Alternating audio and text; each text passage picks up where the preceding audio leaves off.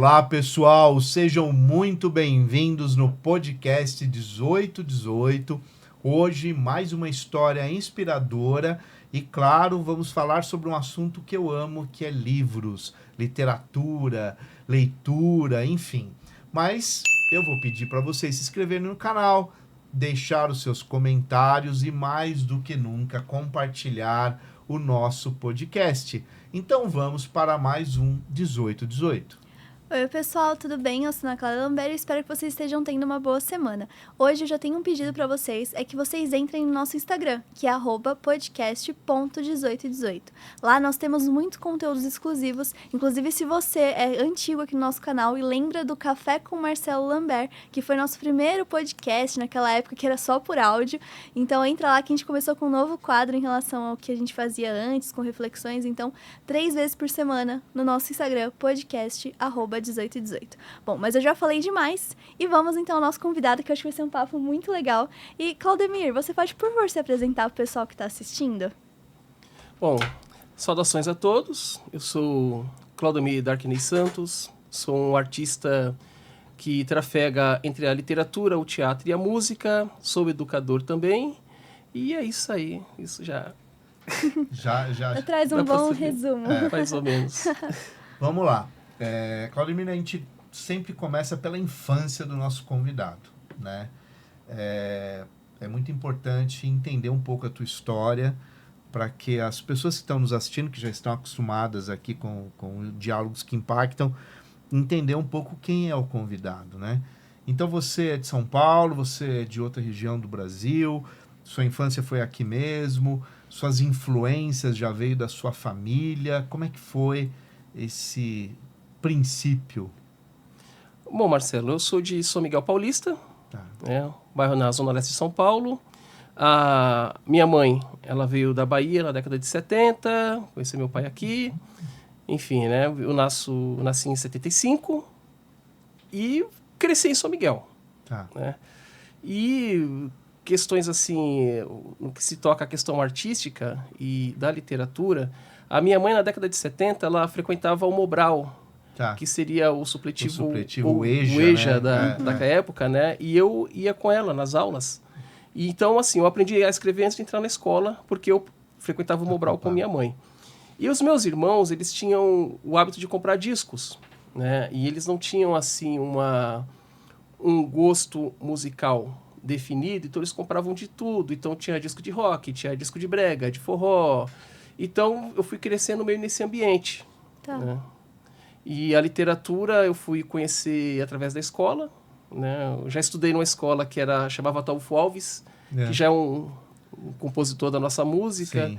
E ali eu conheci a literatura, comecei a ler, descobri a biblioteca de São Miguel, pegava livro a partir dos 8 anos de idade, eu já ia para a biblioteca pegar livro para ler, e foi isso, foi caminhando. E aí você foi sendo inspirado, impactado ali por um universo do seu bairro, e você me fez lembrar uma coisa interessante, porque eu sou o primeiro bairro ali onde eu cresci, nasci, é o Tucuruvi. E na Guapira, que é uma avenida próxima ali da Avenida Tucuruvi, tem uma biblioteca, não sei se tem ainda, mas era a minha referência. E você falou uma coisa que me lembrou, eu sou de 70, e é muito saudosismo isso, mas é muito afetivo isso, porque os meus primeiros livros, Júlio Verne, enfim, era lá que eu buscava, né? Porque não tinha nada disso que temos hoje, né? Internet, as facilidades, não tinha nada disso. E as bibliotecas dos bairros, elas cumpriam um papel muito importante. E quando você falou da biblioteca lá de São Miguel, creio eu que é a mesma coisa, parecida com a biblioteca que eu ia da Avenida Guapira ali, né? Porque era muito comum essas bibliotecas e o quanto inspirou crianças e adolescentes dessa época de 80 até 90, né? Então é bem legal isso. Sim, com certeza. Sim. A biblioteca, ela chama Raimundo de Menezes, né? Ela ainda está em São Miguel, só que em outro endereço. Mas eu me formei ali dentro, questão de literatura, Júlio Verne, Robert Louis Stevenson. Sim, o Kafka, que eu vi o nome escrito assim na capa do livro, Que Eu nome tinha estranho, né? 11, 12 anos de idade, você vê Kafka, o que, que é isso? Nas galerias. E aí você pega aquela literatura densa, pesada, né? E aí você vai se formando, né? E a literatura brasileira que veio através da escola, né? Luiz Fernando Veríssimo, Pedro Bandeira, esses autores mais infanto-juvenis, né? Evidentemente, aí você vai caminhando para Machado de Assis, para Guimarães Rosa, e vai mergulhando nessa literatura mais potente, mais né? potente, mais profunda, de uma certa maneira, né? Isso é muito legal que você falou, porque marca muito a gente. Você falou do Pedro Bandeira, eu tô lembrando que a gente ama literatura, né? Então hoje vai ser um papo muito legal. Mas eu lembro que eu li primeiro Pedro Bandeira na época da escola. Eu lembro que a minha realização foi quando eu fui no lançamento da Droga da Amizade, que foi um dos últimos que ele lançou aí da coleção dos caras, né? Que tem a Droga da Obediência e tal. E pra mim foi tipo, meu Deus, eu vou conhecer um ídolo, sabe? E ter a conversa. E quanto é importante isso, né? Porque eu comecei com Pedro Bandeira, Paula Pimenta. Então você começa com esses autores que vão te formando até pra você ter o repertório para você depois ler um Machado de Assis, né? Ler um livro um pouco mais denso, então, e ver como o papel da escola é importante nisso, né? O quanto a gente sabe, o quanto tá difícil as crianças terem atenção para ler um livro hoje, né? E quanto a escola meio que forçar, que não forçar, é um forçar positivo, eu acho que tem que dar um incentivo, tipo, não leia. Você consegue ficar mais de 5 minutos fazendo uma atividade específica. Você consegue ler uma frase inteira. Vamos forçar isso, porque é muito importante, né? Se não fosse por esses autores que eu li também no começo, Turma da Mônica foi extremamente importante para minha formação como leitora. Então, é essencial, né? E você trabalha em escolas, você também trabalha em escolas, então vocês veem como isso é essencial na vida da criança, essa formação cultural desde sempre, né? E aí, eu acho que é muito interessante, talvez se você pudesse comentar sobre isso, o quanto você trabalha com isso, trazendo essa questão da cultura, imersão na literatura, na arte, para as crianças, para as jovens. Porque eu acho que é extremamente importante. Eu dou aula de arte. E a minha aula de arte, ela não está focada na prática da arte. Tá. Porque, assim, nem todo mundo vai ser artista. Então, o desenho, por exemplo, é como letra. Cada um tem o seu. Só que nós temos um sistema que diz que um grande desenhista que desenha igual ao Leonardo da Vinci. Ninguém vai chegar ao Leonardo da Vinci. Entendeu? É muito difícil. Sim, O cara era um gênio, uma genialidade. Só que o nosso parâmetro de arte, apesar dela ter mudado depois da fotografia, porque a ideia da arte era imitar a natureza. Com o surgimento da fotografia, a fotografia já fazia isso. Aí vão surgir as vanguardas, surgir Van Gogh, os expressionistas e por aí vai, né? Só que na mentalidade brasileira, as pessoas ainda elas ligam a arte a desenhar a reprodução da natureza. Tá. E então eu não trabalho muito essa questão da prática, eu trabalho mais pelo viés da história da arte, que é por que os artistas pintavam assim? Tá. Por que o Van Gogh pintava assim? Por que Cézanne pintava de tal maneira? O que aconteceu ali? Então eu vou puxando para a arte. E da arte eu vou puxando para a literatura. Legal. Porque os movimentos artísticos, eles acabam dialogando entre si, né? E aí você vai puxando. Você pega o quadro do Delacroix, né? A Liberdade Conduzindo os Povos. Aí você pega Os Miseráveis do Victor Hugo, você consegue... você consegue trabalhar os dois polos ali e a criança já fica interessada no Victor Hugo. Sim. Que é um livro gigantesco, né? É gigantesco. Nas escolas tem uma versão reduzida que... eu acho que é do Alci Carrasco, a adaptação, que é menor. Ah, legal, entendeu? Então, legal. por exemplo, quando eu trabalhei com eles essa questão, eles foram atrás dessa versão. Que já é um caminho ótimo, É uma né? porta de entrada. Sim, sim. Porque você pegar Os Miseráveis e ler... Que não dá. Hoje em dia é difícil. Eu li da biblioteca, eu peguei... Era dividido em 2 volumes. Eu não lembro a editora, acho que era Epigraphe, aquelas editoras antigas, né? Eu peguei os 2 volumes, li um, acabou ué... E agora? Aí a finada Francisca, que era bibliotecária lá, né, atendia a gente, ela falou, não, esse livro tem uma segunda parte. E eu já tinha lido, sei lá, 800 páginas. Eu acho que é isso, 800 em cada volume. É muito grande mesmo esse mas livro. eu fiquei maravilhado. O Victor Hugo é um dos meus autores preferidos, né? Ele me fascina muito. Sim, sim. E uma coisa que você falou que me chamou muita atenção, a gente tem que oferecer isso para as crianças e adolescentes, né? Não tem que imaginar que ela não vai entender, ela não vai acessar, ela não vai compreender. Inclusive, tem muitos clássicos que tem outras linguagens para oferecer esses clássicos, como você mesmo disse. O Carrasco ele faz esse trabalho específico em relação a essa obra Sim. e que fica mais acessível até a compreensão dentro daquela faixa etária. Mas a gente não pode deixar de oferecer Não. e mostrar que aquilo existe. Então é um trabalho importante e como a arte ela tem um papel fundamental na humanização, né? No entender o ser humano, né? E aí é claro que eu acho incrível, né? Quando o professor ele compreende essa relação interdisciplinar, multidisciplinar, porque a arte conversa com a literatura, que conversa com a história, que conversa com a geografia, porque se você não contextualizar, você falou de Van Gogh, né? Quem foi Van Gogh? Onde ele morava? Onde ele vivia? Qual é o momento histórico? Qual era a sociedade que ele vivia? Se você não entende isso, você não entende a obra do cara. Entendi. Né? Então é muito complexo isso, e quando a criança ou adolescente, jovem ou o adulto na universidade começa a fazer essas conexões, aí o conhecimento passa a ter muito mais sentido, Sim, Sim. com certeza. né? Porque ele consegue fazer as conexões necessárias para compreender o processo. Então é muito legal isso, e a arte tem um papel fundamental nesse trabalho, E né? eu acho A que literatura, enfim. não só o processo, mas também o presente. Porque eu tive um grande privilégio de ter uma professora de História da Arte que foi maravilhosa, que é a Maria Emília. Um grande abraço para Maria Emília, porque ela me ensinou a ver a vida com muito mais beleza, sabe? Você entender que, tipo, você tá passando por uma rua e tem uma construção, não é mais antigamente, né? Porque hoje tá tudo muito parecido, mas não é só a construção. Teve um estudo por trás, teve uma história por trás, teve um período histórico que foi influenciado. Mas você vê o quanto a arte, ela tá... Você vive a arte todos os dias. Sim. E se você se permitir olhar, ela tá em todos os lugares, né? Por que existe uma escolha de usar um pano azul aqui por trás? Claro, foi talvez uma coisa mais técnica, mas existe arte por trás, existe profundidade por trás. Então, até, por exemplo, eu trabalho muito com rede social hoje. A escolha da cor que você vai usar, às vezes eu trabalho com branding de marca. Por que a gente vai escolher tal cor para cada marca? Como que vai fazer o logo? Isso é muito mais técnico e institucional?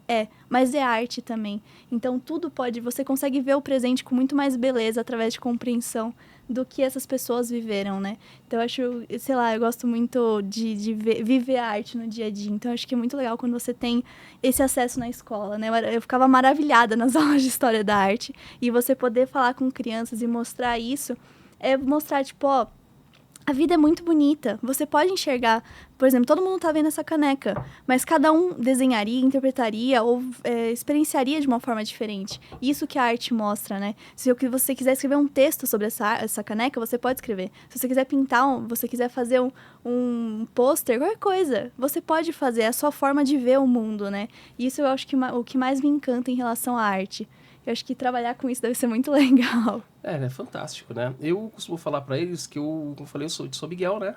Trabalhei no extremo leste de São Paulo, muito periférico, e às vezes há uma resistência porque as redes sociais e a televisão, as redes sociais, televisão, enfim, a mídia no geral, elas oferecem um tipo de produto que não agrega muita coisa. Então, eu falo para eles, a questão não é vocês deixarem de ouvir o funk de vocês. A questão é vocês conhecer Beethoven, para quando alguém falar de Beethoven, você saber quem é. Sim.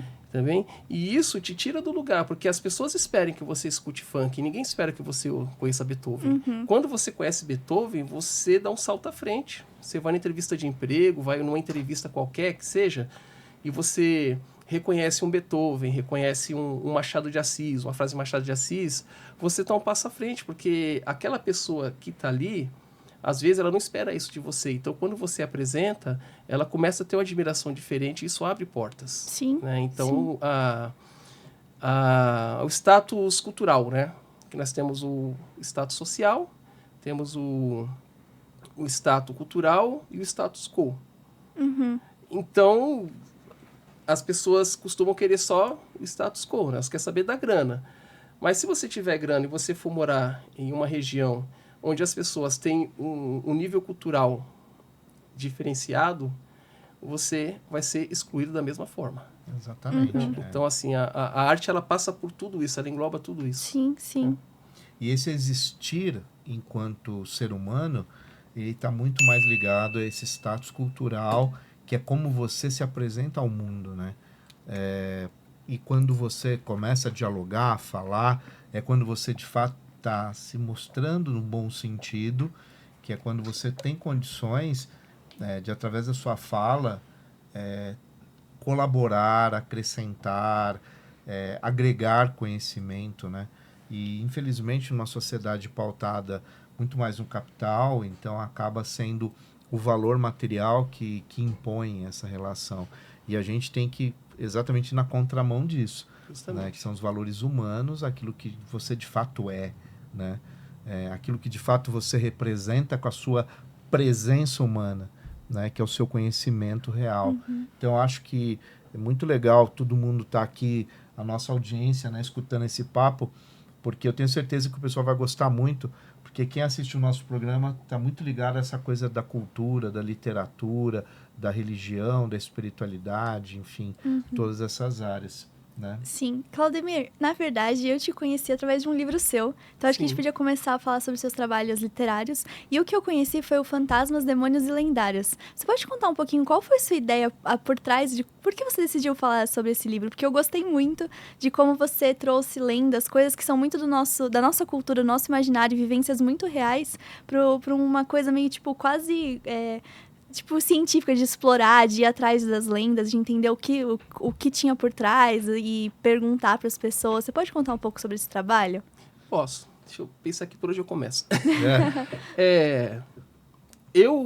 Desde que eu me entendo por gente, eu sempre gostei do que eu chamava de sobrenatural e hoje eu chamo de fantástico, né? Questão acadêmica, né? O universo fantástico, né? O sobrenatural, eu adoro. Então...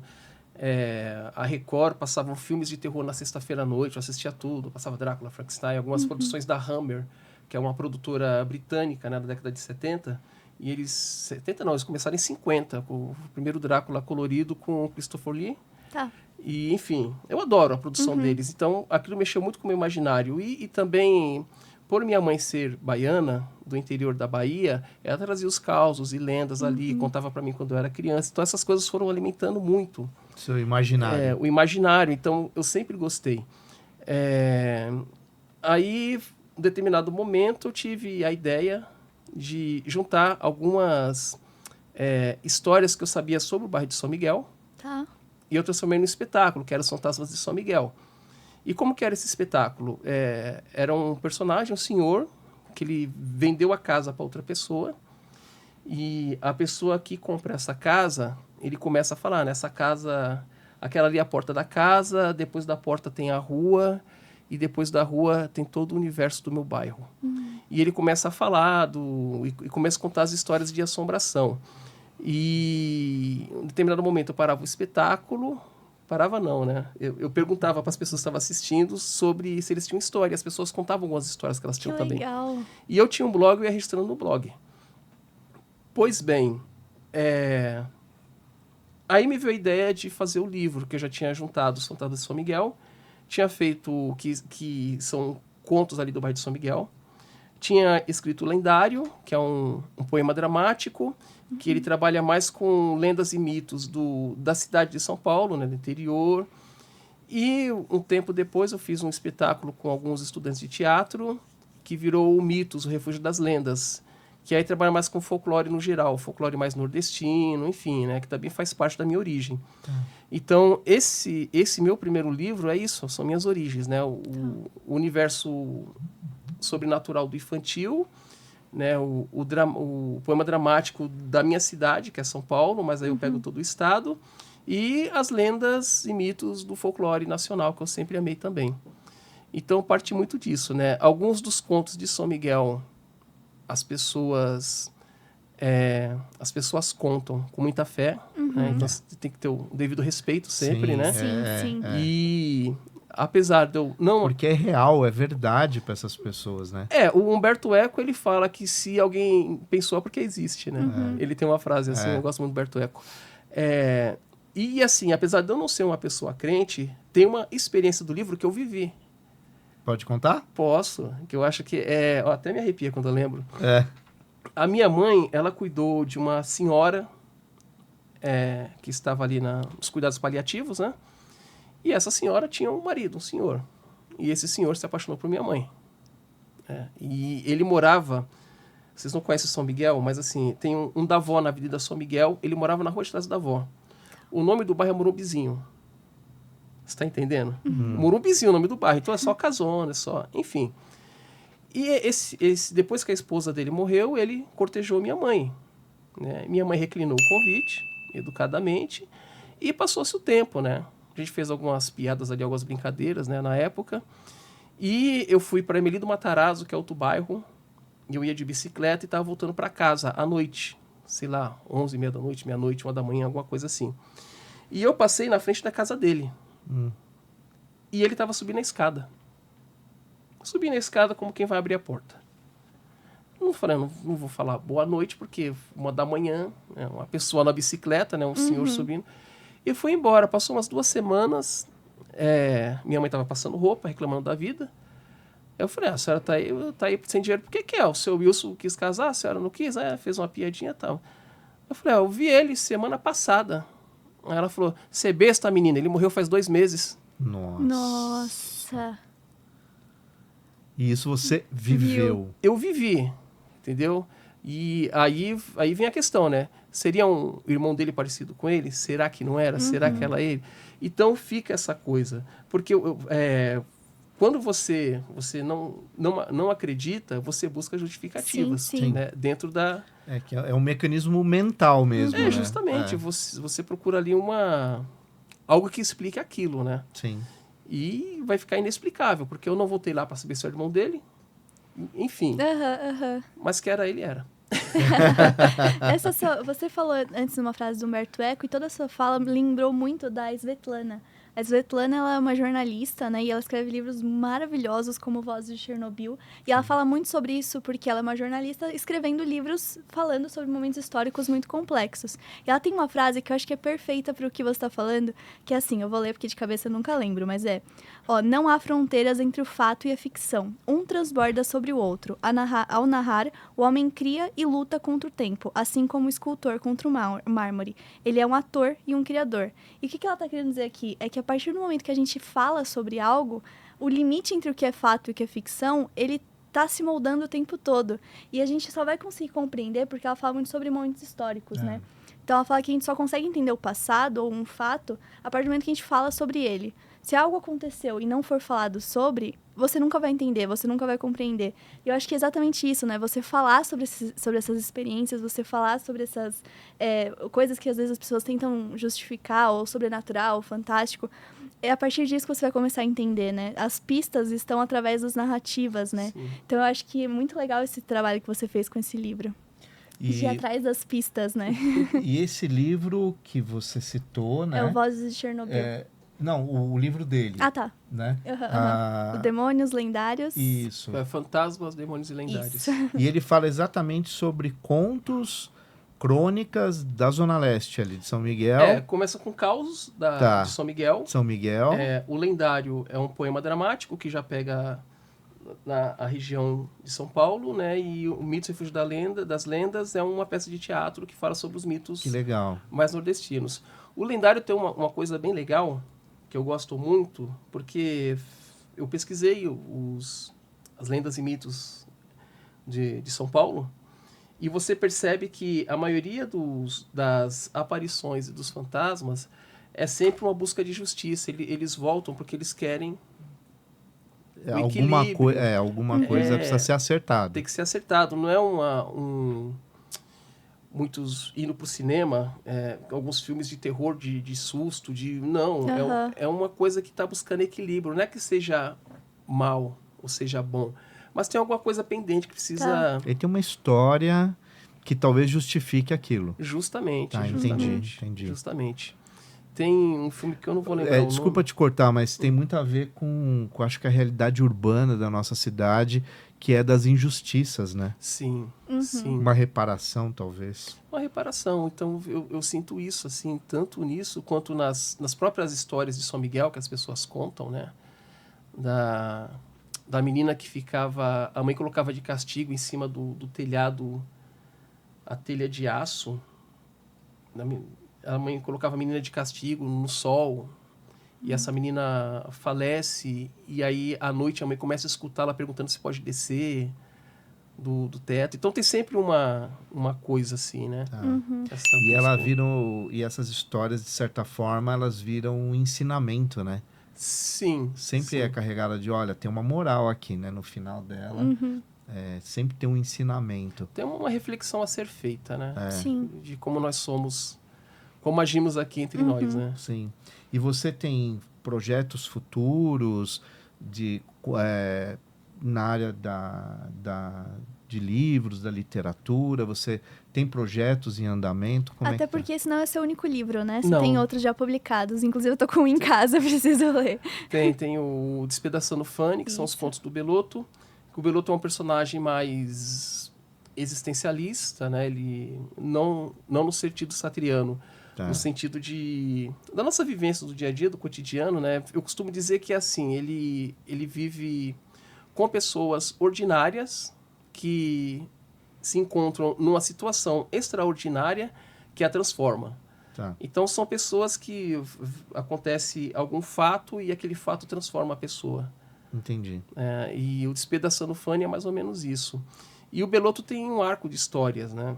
Ele é de uma cidade chamada Esferas. Ele vem para São Miguel muito novo, conhece as pessoas de São Paulo, convive com essas pessoas. E essas pessoas vão tendo seus dilemas morais, dilemas dramáticos na vida, e ele vai contando isso pra gente. Tá. Que Né? legal. O pessoal gosta bastante. Você falou de livros. O Beloto tem continuação, tem outros para lançar.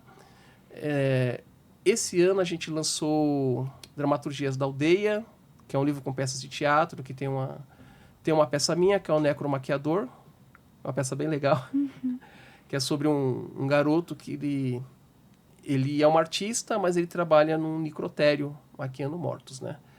E, enfim, tem todo um desenvolvimento também dessa coisa existencial social, né? A existência na sociedade. Como é que você existe na sociedade? Tá. Entendi.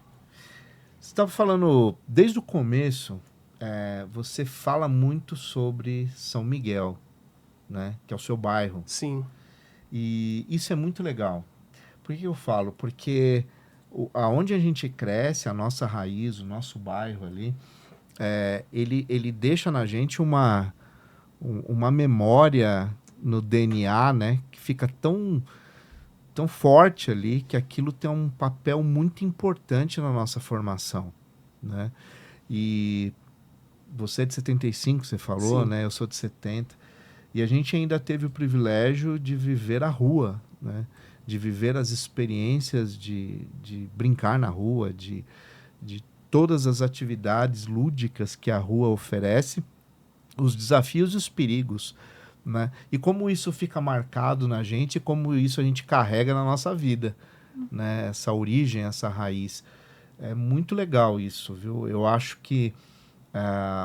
e como o nosso bairro, né? Falando bairro, que é uma questão geográfica, mas como ele é importante culturalmente na vida das pessoas. E aí vem um debate que é fundamental. Que como o Estado ele tem que investir cultura na periferia, nos bairros, de modo geral, porque aquilo faz diferença na vida das pessoas, né? Aquilo muda vidas. E por isso que é tão importante ter teatro, ter cinema, ter livros, bibliotecas, debates, shows, tudo, né? Então tem que sair do centro e tem que chegar nos bairros, né? É muito importante isso. Porque marca. Eu vejo na sua formação, tem toda a formação acadêmica, mas você sempre traz muita questão da sua origem ali, né? O que eu sei, assim, que eu falo de cor e salteado, eu aprendi tudo em São Miguel, né? Então. Quando eu comecei a fazer teatro em 90... Foi na escola? Não, foi na Oficina Cultural Luiz Gonzaga, Tá. que não existe mais. Mas eu fui lá para aprender. O meu sonho era ter uma banda de rock, né? Todo garoto quer ter uma banda de rock. Quem não? Queria ter, né? Hoje não, né? Não. Hoje Não. Isso é uma coisa que eu estava conversando com um amigo aí também. Eu não vejo mais não isso. Tem mais, não tem. É difícil você encontrar. Mas enfim, eu fui para aprender violão e não tinha vaga para violão. E a moça, muito gentil, falou: tem pro teatro, quer fazer teatro? E eu comecei a fazer teatro, acabou virando profissão, né? Posteriormente montei a banda, a gente tocou um pouquinho, mas acabou não indo muito longe. Mas teve um momento ali do Rockstar, pelo mesmo bairro. E, enfim, foi tudo ali em São Miguel. E nós temos um espaço cultural em São Miguel hoje. É legal falar isso. Que é a Aldeia Satélite, né? E a Aldeia Satélite é justamente por isso que você falou. Aldeia porque é local e satélite porque nós estamos conectados ao mundo.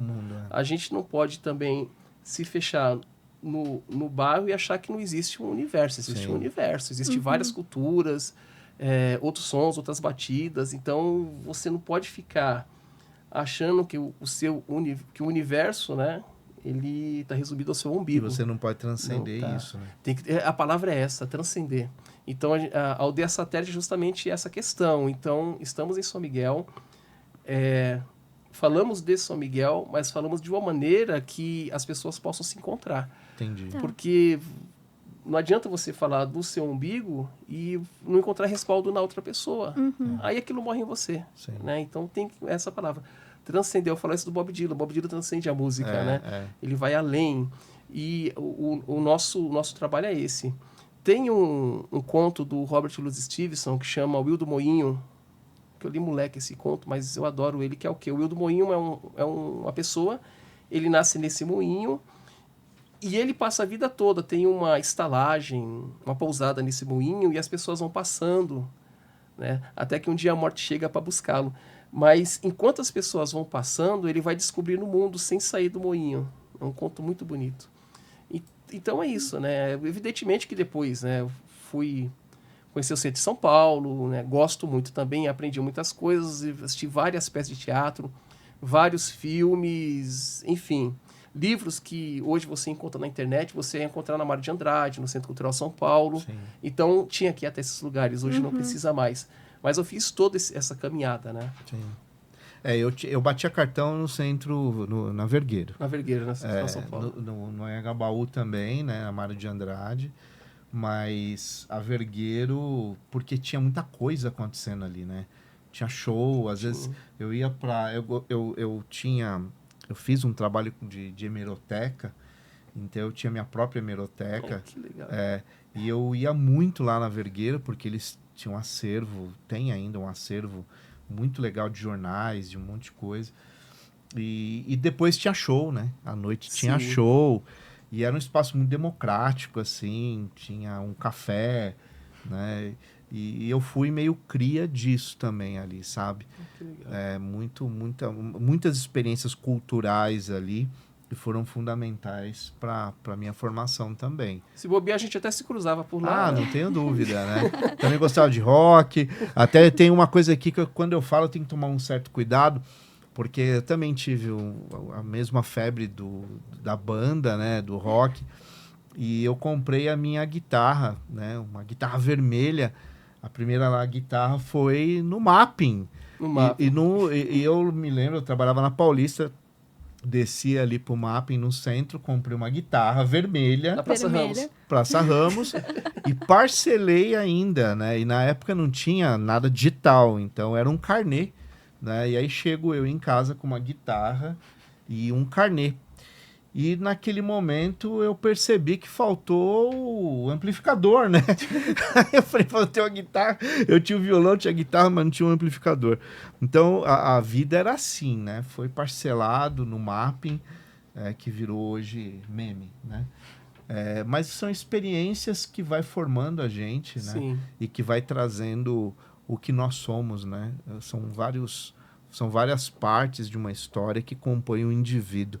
É muito legal isso, cara, muito legal mesmo, essa formação.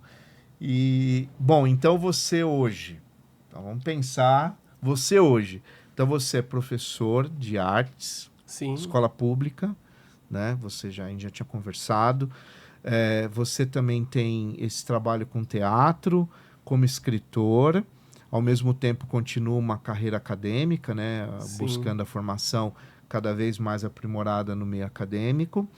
E tem o Centro Cultural, né? Que é a Aldeia Satélite. Aldeia Satélite. Né? Aldeia Satélite. E como que ela é gerida, a Aldeia Satélite? É trabalho voluntário?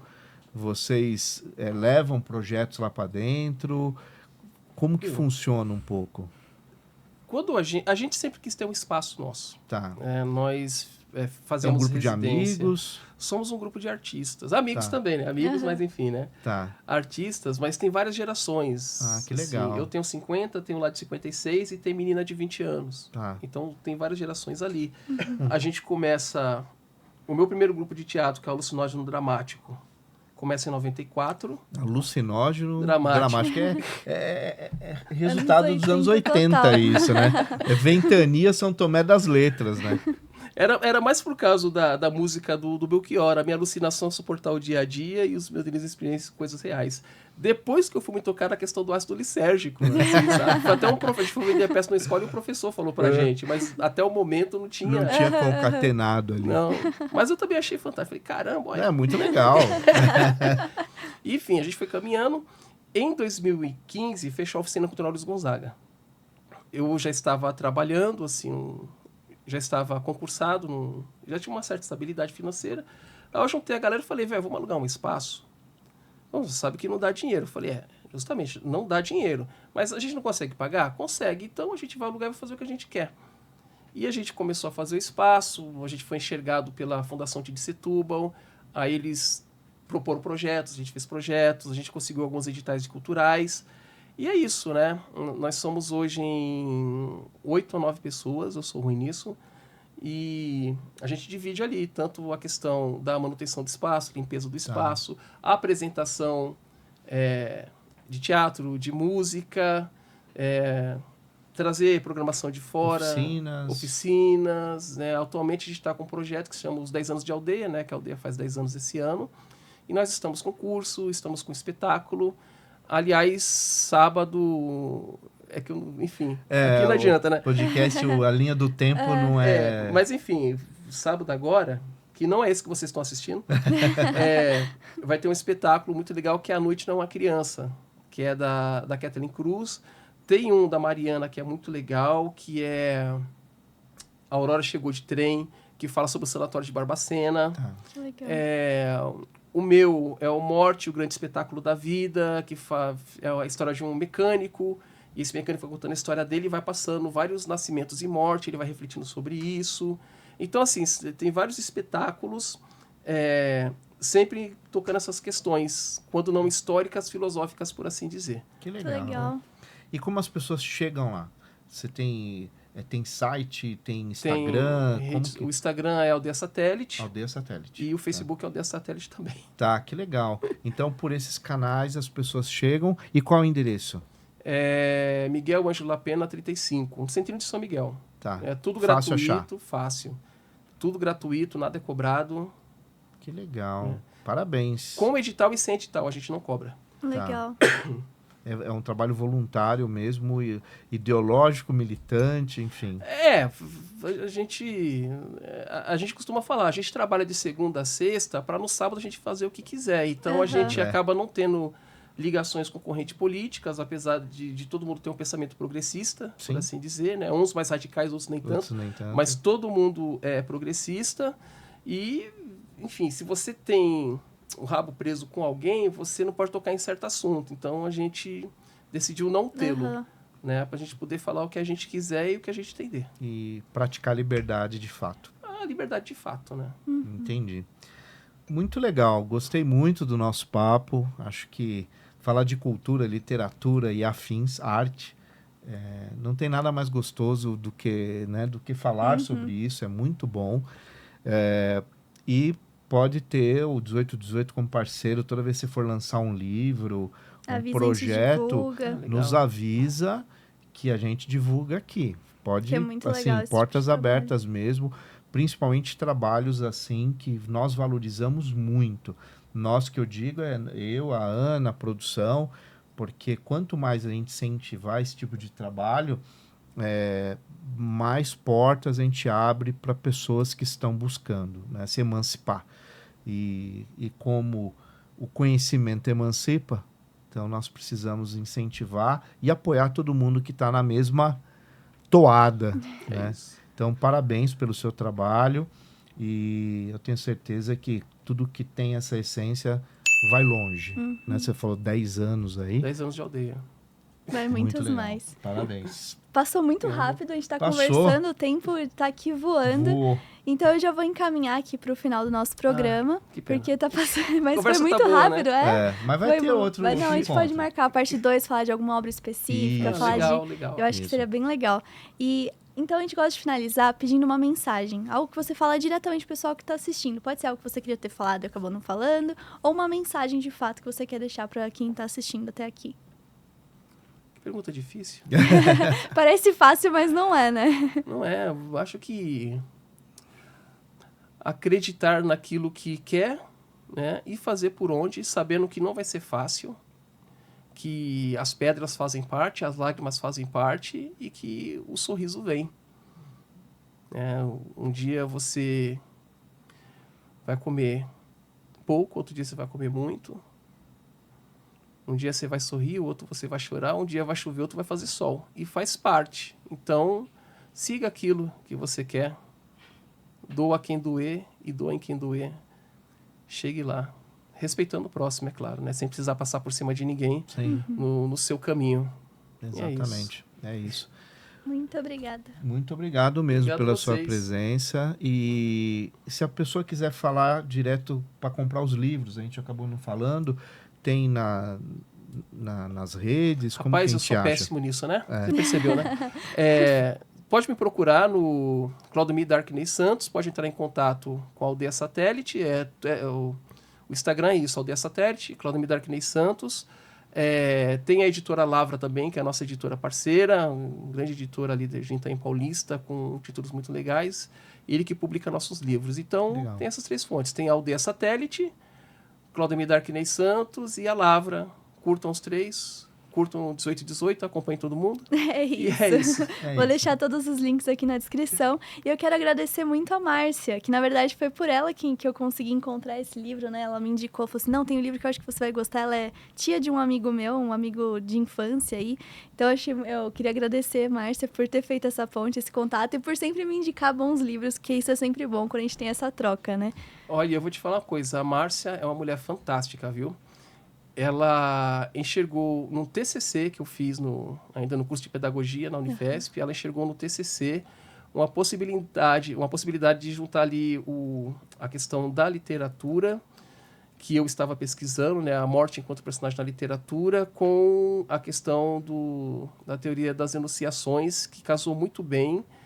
E a gente fez um mestrado maravilhoso e continuamos um doutorado também. Que eu legal. Acho que depois eu te mando essas coisas, de repente dá um segundo encontro. Não, porque, com certeza. que eu acho que é bem mais dentro da linha de vocês, assim, do que dos vídeos que eu vi. Legal. Não, legal. com certeza. Bom, então vou agradecer também agora aos nossos patrocinadores que ajudam aqui com o nosso projeto. O primeiro deles é a Bacarin English School, que é uma aula de inglês, uma escola de inglês com aulas 100% personalizadas. Então você vai ter uma conversa primeiro e ele vai saber quais são as suas necessidades ou qual é o seu foco de estudo e a partir disso ele vai criar aulas específicas para você. Então nós temos também a Lute Benedetta, que é uma loja de vela, agora sim é uma loja de velas e aromas. E ela trabalha muito com o estudo de aromaterapia por trás de cada um dos produtos. E por último, nós temos a Noesis. A Noesis é um grupo de psicólogos que trabalha com brasileiros que estão fora do país, seja para fazer intercâmbio, seja trabalhando ou morando em outro lugar. E parece besteira, mas você ter um psicólogo que entende a sua língua, entende a sua cultura, faz toda a diferença durante o tratamento. Então entre em contato com qualquer um deles, que eu garanto que vai ser muito bom. Muito bem. E eu, é claro, vou pedir para você também chegar aqui no nosso Instagram, do 1818, e no meu Instagram, Marcelo Lambert, se você tiver interesse em adquirir, claro, os meus livros também, né? Então é só procurar aqui no contato, que tá facinho, e você vai receber em casa um dos livros que eu já publiquei até hoje. Tem outros projetos aí, mas vale a pena conferir.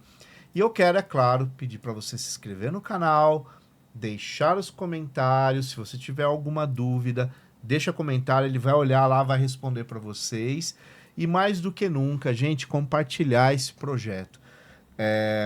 Nós estamos formando cada dia uma comunidade maior, comunidade essa que tem objetivos muito claros, e a base disso é amor universal, levar para as pessoas qualidade, conteúdo, coisas boas, invadir esse território da internet com coisas boas. Então, conto com você nesse compartilhamento.